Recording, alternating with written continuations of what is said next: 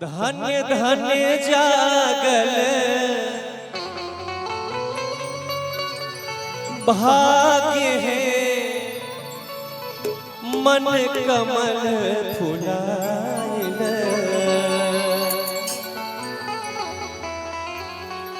कि धन्य धन्य जागल भाग्य है मन कमल फुलायल। और मंगलमय दिन आज है पाहुन छठी आयल। मंगलमय दिन आज है पाहुन छठी आयल। धन्य धन्य जागल भाग्य है मन कमल फुलायल। धन्य धन्य जागल भाग्य है मन कमल फुलायल। मंगलमय दिन आज है पाहुन छठी आयल। मंगलमय दिन आज है पाहुन छठी आयल।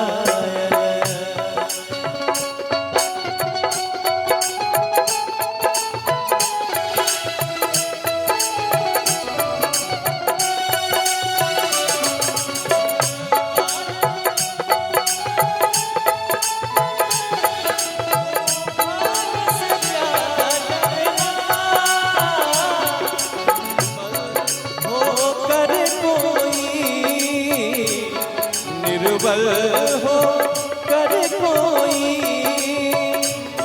जब उन्हें पुकारा है।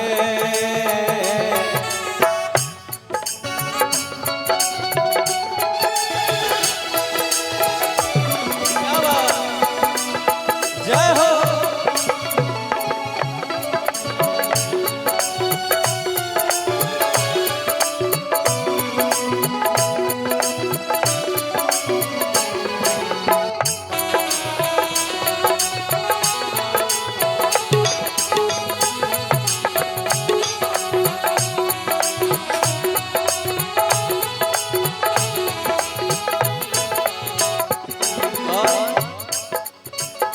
मंगल घट सो द्वार सजावल।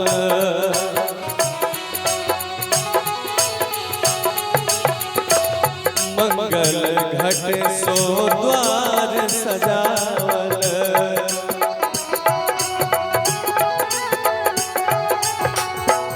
कंचन दिया पार हम लावल।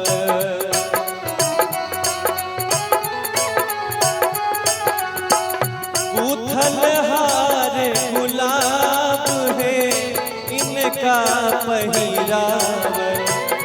गुथल हार गुलाब है इनका पहिरावल। गुथल हार गुलाब है इनका पहिरावल। चारों पुरवा मंडप पे विराजमान है पंडित जी महाराज।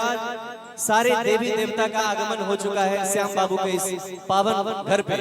और सारे देवता मुनि इन्हें आशीर्वाद दे रहे हैं और कह रहे हैं क्या कि गूथल हार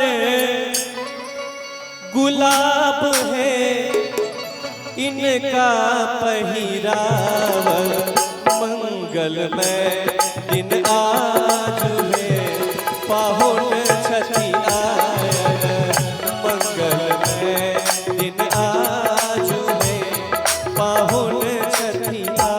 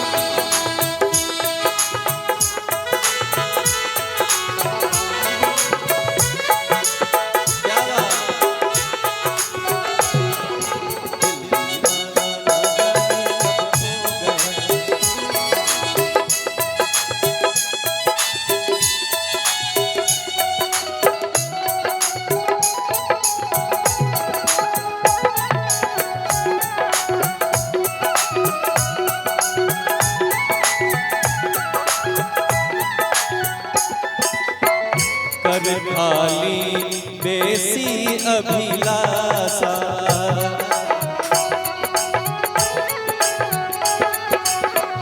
तू भी दान पर अगबे आशा।